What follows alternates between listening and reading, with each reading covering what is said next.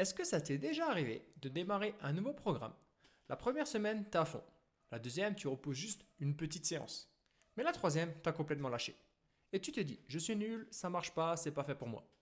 Mais et si c'était normal? Et si ton cerveau avait besoin de cette chute pour apprendre? Mais si je te disais que ce moment où tu as l'impression de régresser, c'est en réalité le moment exact où ton système commence à évoluer.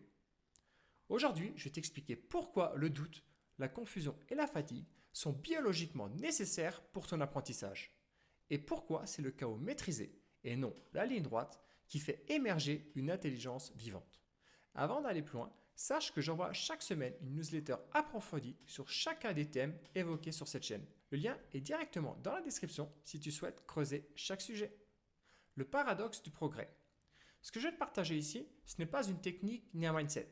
C'est une loi biologique universelle, connue depuis près d'un siècle, mais que personne n'enseigne à l'école ou dans le développement personnel. Du moins, je ne suis pas au courant. C'est le syndrome d'adaptation générale. On le retrouve partout dans le vivant. Et pourtant, il est invisible dans notre façon de penser le changement. Aujourd'hui, on veut des résultats rapides, lisses, confortables. On veut apprendre sans se perdre. On veut changer sans flou, sans tension et sans doute. Mais le vivant ne fonctionne pas comme ça. Il n'évolue pas malgré l'instabilité, il évolue grâce à elle. C'est en 1936 qu'Hans Selye décrit ce que tout organisme vivant traverse lorsqu'il fait face à un stress et un changement. C'est le syndrome d'adaptation générale qu'on a développé tout à l'heure. Il y a trois étapes. La phase 1, c'est la phase d'alarme. Quelque chose change, un choc, un stress. Ton système se met en alerte. Adrénaline, tension et réaction. Tu lances une nouvelle habitude, tu reprends le sport, tu entames une formation, tu décides de manger différemment, ou alors tu publies chaque jour sur les réseaux sociaux. Ton corps s'active, ton mental aussi, tu es dedans. Puis survient la phase 2, la phase de résistance. C'est là que la majorité des gens abandonnent. Pas par manque de volonté, mais parce que cette phase est inconfortable, floue et instable. Tu te lances avec enthousiasme, et puis tu te retrouves avec des courbatures, de la fatigue mentale, des doutes, zéro résultat visible et aucune validation. Tu repousses une séance, puis deux, tu commandes une pizza, notamment quand tu es fatigué, tu sautes une publication, tu t'éloignes et tu commences tout doucement à t'abandonner.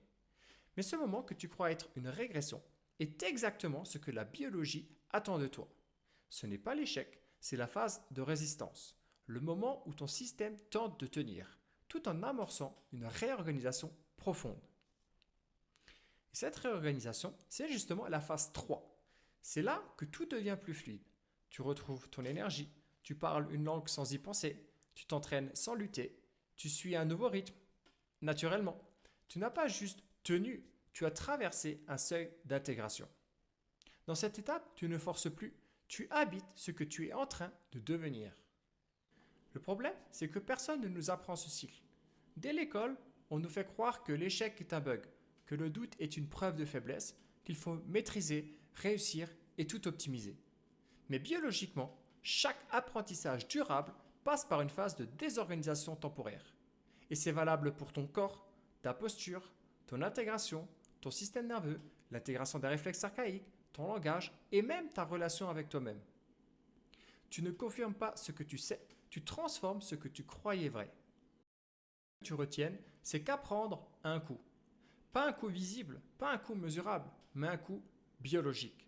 Un apprentissage, une nouvelle compétence, ça ne se valide pas comme une case qu'on coche. Ça se gagne. À travers quoi? À travers des moments de doute, de lenteur, de brouillard, des moments où tu veux revenir en arrière, où tu cherches un raccourci. Mais c'est précisément là que ton système travaille. Pas malgré le fou, mais grâce à lui. Et cette phase de résistance, ce n'est pas un bug. C'est le passage obligé du vivant. C'est le prix à payer, biologiquement, pour réorganiser ton système, pour passer un seuil, pour devenir plus fin, plus fort, plus ajusté et plus vivant. Tu ne stagnes pas, tu ajustes et tu mues. Et c'est dans ce chaos maîtrisé, ce brouillard sensoriel, que ton intelligence commence vraiment à respirer autrement. Alors si tu ressens ça en ce moment, le flou, le doute ou même de la lenteur, ne le prends pas comme un bug. Prends-le comme un signal biologique d'intégration. Tu crois que tu perds le contrôle, mais ton corps, lui, est en train de se recalibrer.